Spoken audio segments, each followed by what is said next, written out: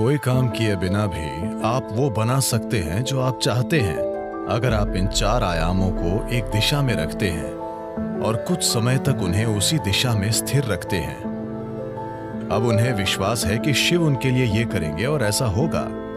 तो क्या शिव खुद आकर आपका घर बनाएंगे? नहीं। मैं चाहता हूं कि आप समझें, ईश्वर आपके लिए छोटी उंगली भी नहीं उठाएंगे। इस धरती पर अब तक जो नहीं हुआ वो कल हो सकता है। इंसान इसे कल एक सच्चाई बना सकते हैं।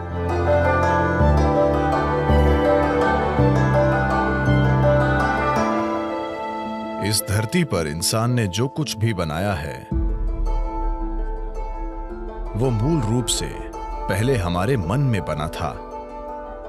वो सब जो आप देखते हैं, जो इस धरती पर इंसान ने किया है, पहले वो मन में बना था,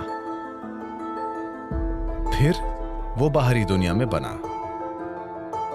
इस धरती पर जो अद्भुत चीजें हमने की हैं और इस धरती पर जो भयानक काम हमने किए हैं, वे दोनों ही इंसान के मन से आए हैं। तो अगर हमें चिंता है कि संसार में हम क्या बना रहे हैं, तो ये बहुत महत्वपूर्ण है कि सबसे पहले हम अपने मन में सही चीजें बनाना सीखें कि हम अपने मन को कैसे रखते हैं। अगर हम अपने मन को अपने तरीके से रखने की शक्ति नहीं रखते, तो दुनिया में हम जो बनाते हैं वो भी बहुत संयोग से और उल्टा सीधा होगा। तो अपने मन को अपने तरीके से बनाना ही दुनिया को अपने तरीके से बनाने का आधार है। योग विद्या में एक अद्भुत कहानी है। एक दिन एक आदमी टहलने निकला। वो लंबी सैर के लिए गया। संयोग से अनजाने में वो स्वर्ग में चला गया। सौभाग्य है ना? वो बस टहलते हुए स्वर्ग जा पहुंचा। इस लंबी सैर के बाद वो थोड़ा थक गया था, इसलिए उसने सोचा, अरे मैं थक गया हूं, काश मैं कहीं आराम कर सकता। उसने चारों ओर देखा। वहां एक अच्छा पेड़ था जिसके नीचे बहुत ही गद्देदार घास थी। वो सब इतना अच्छा था कि वो गया और वहीं लेटकर सो गया। कुछ घंटों के बाद वो जागा। अच्छी तरह से आराम मिल चुका था, तो उसने सोचा, अरे आराम तो मिल गया, पर मैं भूखा हूं, काश मेरे पास खाने के लिए कुछ होता। और उसने उन सभी अच्छी चीजों के बारे में सोचा जिन्हें वो अपने जीवन में खाना चाहता था, और तुरंत ही वे सारी चीजें उसके सामने आ गईं।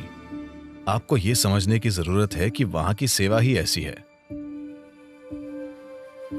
भूखे लोग सवाल नहीं पूछते। खाना आया और उसने खाया। पेट भर गया। फिर उसने सोचा, अरे मेरा पेट भर गया है, काश मेरे पास पीने के लिए कुछ होता। सभी अच्छी चीजें जो वो पीना चाहता था, उसने उनके बारे में सोचा और वे सभी उसके सामने आ गईं। पीने वाले भी सवाल नहीं पूछते, तो उसने पी लिया। अब थोड़ी शराब अंदर जाने के बाद, आपको पता है चार्ल्स डार्विन ने कहा था, आप सब बंदर थे, आपकी पूंछ गिर गई। मैंने नहीं, चार्ल्स डार्विन ने बताया कि आप सभी बंदर थे और आपकी पूंछ गिर गई और फिर आप इंसान बन गए। हाँ, पूंछ जरूर गिर गई, लेकिन बंदर जो मन स्थापित नहीं होता, उसे योग विज्ञान में हमेशा मरकट कहते हैं, क्योंकि मरकट का मतलब बंदर होता है। हम मन को एक बंदर क्यों कह रहे हैं? एक बंदर में क्या गुण होते हैं? बंदर के बारे में एक बात यह है कि वो बेवजह हिलता डुलता रहता है। बंदर के बारे में एक और बात है, अगर मैं कहता हूं आप किसी को देखकर बंदर की तरह कर रहे हैं, इसका क्या मतलब है? नकल करने वाला। बंदर और नकल, ये दोनों शब्द एक ही मतलब रखने लगे हैं।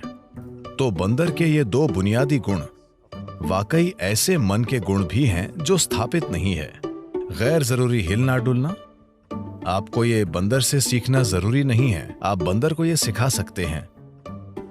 और नकल, मन हर पल नकल करता रहता है।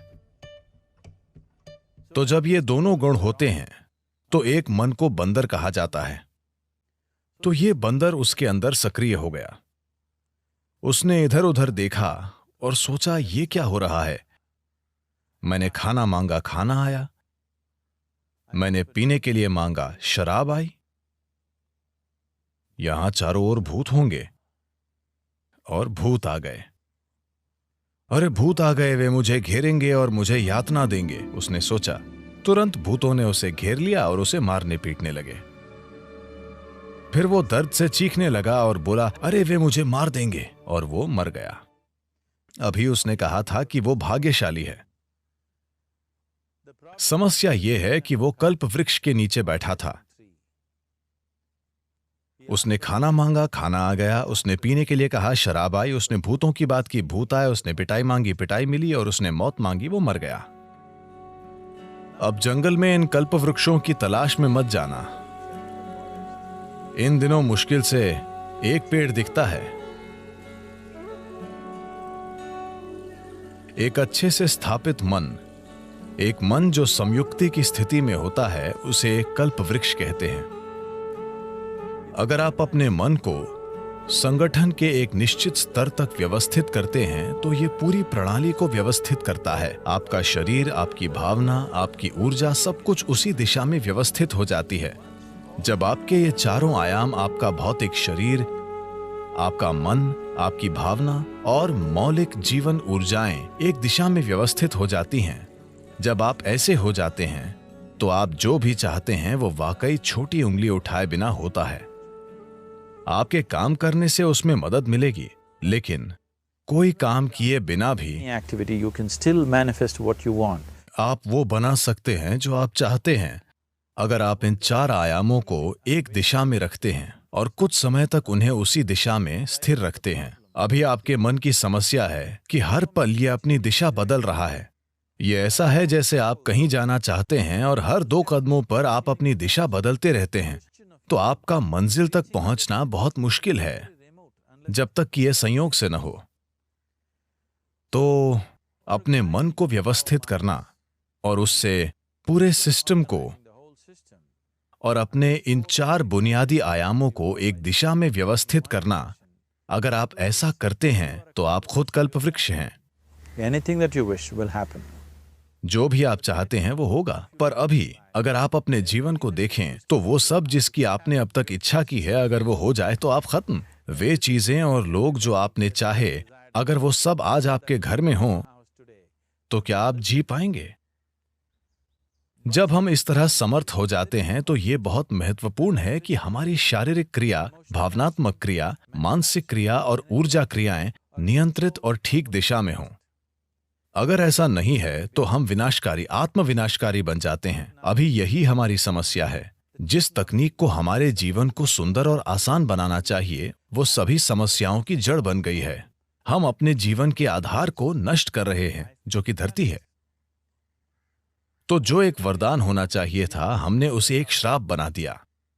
पिछले 100 वर्षों में हमें आराम और सुविधा के जबरदस्त स्तर मिले हैं, जो हमारे जीवन के लिए खतरा भी बन गए हैं, सिर्फ इसलिए कि हम सचेत होकर काम नहीं कर रहे हैं। हम आदतों से मजबूर हैं। तो मन को व्यवस्थित करने का बुनियादी मतलब है चीजों को विवशता से करने के बजाय जागरूक होकर करना। आपने ऐसे लोगों के बारे में सुना होगा जो कुछ मांगते हैं और सभी उम्मीदों से परे वो उनके लिए सच हो जाता है। आमतौर पर ऐसा उनके साथ होता है जो श्रद्धा रखते हैं। मान लीजिए आप घर बनाना चाहते हैं। अगर आप सोचने लगेंगे, अरे मैं एक घर बनाना चाहता हूं, घर बनाने के लिए 50 लाख रुपए चाहिए, मेरी जेब में 50 रुपए हैं, नहीं होगा, नहीं होगा, संभव नहीं है। जैसे ही आप कहते हैं संभव नहीं है, आप ये भी कह रहे हैं कि मैं ये नहीं चाहता। तो एक स्तर पर आप इच्छा पैदा कर रहे हैं कि आप कुछ चाहते हैं, दूसरे स्तर पर आप कह रहे हैं मैं ये नहीं चाहता। तो इस संघर्ष में ये शायद न हो पाए। कोई इंसान जो किसी भगवान या मंदिर में या जिसमें भी श्रद्धा रखता है, जो सरल मन वाला है, श्रद्धा सिर्फ उन लोगों के लिए काम करती है जो सरल मन वाले हैं। सोचने वाले लोग जो बहुत अधिक सोचते हैं, उनके लिए ये कभी काम नहीं करती। एक छोटे बच्चे जैसा इंसान जिसे अपने ईश्वर या अपने मंदिर में या जिसमें भी एक सरल श्रद्धा है, वो मंदिर में जाकर कहता है, शिव जी मुझे एक घर चाहिए, मुझे नहीं पता कैसे, पर आपको ये करना होगा। अब उसके मन में कोई उल्टे विचार नहीं है, क्या ऐसा होगा, क्या ऐसा नहीं होगा, क्या यह संभव है, क्या यह असंभव नहीं है। श्रद्धा के सरल काम द्वारा इन चीजों को पूरी तरह से हटा दिया जाता है। अब उसे श्रद्धा है कि शिव उसके लिए ये करेंगे और ऐसा होगा। तो क्या शिव खुद आकर आपका घर बनाएंगे? नहीं। मैं चाहता हूं कि आप समझें, ईश्वर आपके लिए छोटी उंगली भी नहीं उठाएंगे। जिसे आप ईश्वर कहते हैं वो सृष्टि का स्रोत है। एक निर्माता के रूप में उन्होंने जबरदस्त काम किया है, कोई प्रश्न नहीं है। आप इससे बेहतर सृष्टि सोच सकते हैं? अभी जो भी है उससे बेहतर सृष्टि की क्या कोई कल्पना कर सकता है? तो एक निर्माता के रूप में उन्होंने बेहतरीन काम किया है। पर अगर आप चाहते हैं कि जीवन आपके हिसाब से चले, क्योंकि अभी आपकी खुशी और आपकी खुशहाली की बुनियाद यह है, अगर आप दुखी हैं तो सिर्फ और सिर्फ इसलिए आप दुखी हैं कि जीवन वैसे नहीं चल रहा जैसे आप चाहते हैं। बस यही बात है। तो अगर जीवन आपके हिसाब से नहीं चलता तो आप दुखी होते हैं। अगर जीवन आपके हिसाब से चलता है तो आप खुश होते हैं। ये इतना सरल है। तो अगर जीवन को आपके हिसाब से चलना चाहिए तो सबसे पहले आप कैसे सोचते हैं, आपकी सोच में कितना फोकस है, आपके विचार में कितनी स्थिरता है और विचार प्रक्रिया में कितनी ऊर्जा है, इससे तय होगा कि क्या आपका विचार एक सच्चाई बनेगा या सिर्फ एक विचार रहेगा। ये इससे भी तय होगा कि आप उल्टे विचार बनाकर उस विचार के लिए रुकावट नहीं पैदा करते। Is something possible or not possible? Is destroying humanity. क्या ये हो सकता है या नहीं, ये मानवता को नष्ट कर रहा है। क्या संभव है और क्या असंभव, ये देखना आपका नहीं, प्रकृति का काम है। आपका काम है मनचाही चीज पाने के लिए मेहनत करना। अभी आप यहां बैठे हैं। अगर मैं आपसे दो सरल प्रश्न पूछूं, मैं चाहता हूं कि आप बस सुने और उत्तर दें। आप जहां बैठे हैं क्या वहां से उड़ सकते हैं? आप कहेंगे नहीं। क्या आप यहां से उठकर चल सकते हैं? आप कहेंगे हां। इसका आधार क्या है कि आप उड़ने के लिए नहीं और चलने के लिए हां कहते हैं? आधार है जीवन का अनुभव। कई बार आप उठकर चले हैं, कभी उड़ान नहीं भरी। या दूसरे शब्दों में, आप जीवन के पिछले अनुभव को आधार बनाकर यह तय कर रहे हैं कि कुछ संभव है या नहीं। या दूसरे शब्दों में, आपने तय किया है कि अब तक जो नहीं हुआ वो भविष्य में आपके जीवन में नहीं हो सकता है। ये मानवता और मानवीय भावना का अपमान है। इस धरती पर जो अब तक नहीं हुआ वो कल हो सकता है। इंसान इसे कल एक सच्चाई बना सकते हैं। तो क्या संभव है और क्या असंभव, ये देखना आपका काम नहीं है। ये प्रकृति का काम है। प्रकृति तय करेगी। आप बस देखिए कि आप वाकई क्या चाहते हैं और उसके लिए मेहनत कीजिए। और अगर आपका विचार एक शक्तिशाली तरीके से तैयार होता है, बिना किसी उल्टे विचारों के, कोई ऐसे उल्टे विचार न हो जिनसे विचार प्रक्रिया की तीव्रता कम हो जाए। सबसे पहली और महत्वपूर्ण बात यह है कि आपको स्पष्ट पता होना चाहिए कि आप वाकई क्या चाहते हैं। अगर आप नहीं जानते कि आप क्या चाहते हैं तो उसे बनाने का सवाल ही नहीं उठता। अगर आप ये देखें कि आप वाकई क्या चाहते हैं तो हर इंसान यही चाहता है। वो खुशी से जीना चाहता है, वो शांति से जीना चाहता है। In terms of its relationships, वो चाहता है कि उसके रिश्ते प्यार भरे हों। या दूसरे शब्दों में कहें तो कोई भी इंसान यही चाहता है कि वो अपने भीतर सुखी हो और उसके चारों ओर सुख हो। ये सुख अगर हमारे शरीर में होता है तो हम इसे सेहत या सुख कहते हैं। अगर ये हमारे मन में होता है तो हम इसे शांति और खुशी कहते हैं। अगर ये हमारी भावना में होता है तो हम प्यार और करुणा कहते हैं। अगर ये हमारी ऊर्जा में होता है तो हम इसे आनंद और परमानंद कहते हैं। यही एक इंसान की तलाश है। चाहे वो काम करने अपने ऑफिस जा रहा है, वो पैसा कमाना चाहता है, करियर बनाना चाहता है, परिवार बनाए, वो बार में बैठे या मंदिर में बैठे, वो तब भी उसी चीज की तलाश में है। भीतर सुख, चारों ओर सुख। अगर यही हम चाहते हैं तो मुझे लगता है इसे सीधे संबोधित करने और इसे बनाने के लिए खुद को प्रतिबद्ध करने का यही समय है। तो आप खुद को एक शांतिपूर्ण इंसान, आनंदमय इंसान, प्रेम करने वाला इंसान, सभी स्तरों पर एक सुखद इंसान बनाना चाहते हैं। और क्या आप इस तरह की दुनिया भी नहीं चाहते? एक शांतिपूर्ण दुनिया, एक प्रेमपूर्ण दुनिया, एक आनंदमय दुनिया। नहीं, मुझे हरियाली चाहिए, मुझे भोजन चाहिए। आनंदित दुनिया से हमारा मतलब है कि हम जो भी चाहते थे वो हो गया। आप इसी की तलाश कर रहे हैं, तो आपको यही करने की जरूरत है कि अपने और अपने आसपास के लोगों के लिए एक शांतिपूर्ण, आनंदमय और प्रेमपूर्ण दुनिया बनाने के लिए प्रतिबद्ध हो जाएं। हर दिन सुबह अगर आप दिन की शुरुआत अपने मन में इस सरल सोच के साथ करें कि आज मैं जहां भी जाऊंगा एक शांतिपूर्ण, प्रेमपूर्ण और आनंदमय दुनिया बनाऊंगा। अगर आप दिन में 100 बार गिरते हैं तो क्या फर्क पड़ता है? एक प्रतिबद्ध आदमी के लिए विफलता जैसा कुछ नहीं होता। अगर वो 100 बार गिरता है तो 100 सबक सीखने को मिलते हैं। अगर आप खुद को कुछ वाकई अच्छा बनाने के लिए प्रतिबद्ध करते हैं तो आपका मन व्यवस्थित हो जाता है। जब आपका मन व्यवस्थित हो जाता है तो आपकी भावना व्यवस्थित हो जाएगी। भावना का संबंध विचार से है। जब आपका विचार और भावना संगठित हो जाती हैं तो आपकी ऊर्जाएं उसी दिशा में व्यवस्थित हो जाएंगी। जब आपके विचार, भावना और ऊर्जा व्यवस्थित हो जाएंगे तो आपका शरीर व्यवस्थित हो जाएगा। जब ये चारों एक दिशा में व्यवस्थित हो जाते हैं तो आप में मनचाही चीज बनाने और प्रकट करने की जबरदस्त क्षमता होगी। आप कई मायनों में ईश्वर होंगे। जो सृष्टि का स्रोत है वो आपके जीवन के हर पल में आपके अंदर काम कर रहा है।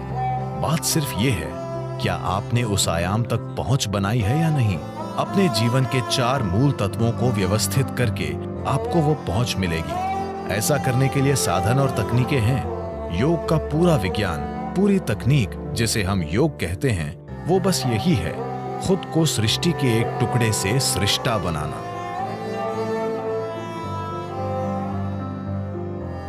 ये मेरी इच्छा और मेरा आशीर्वाद है कि दुनिया में हर इंसान को अपने भीतर सृजन के स्रोत तक पहुंच हो, ताकि वो रचनाकार की तरह यहां काम कर सके, न कि सिर्फ एक रचना के रूप में।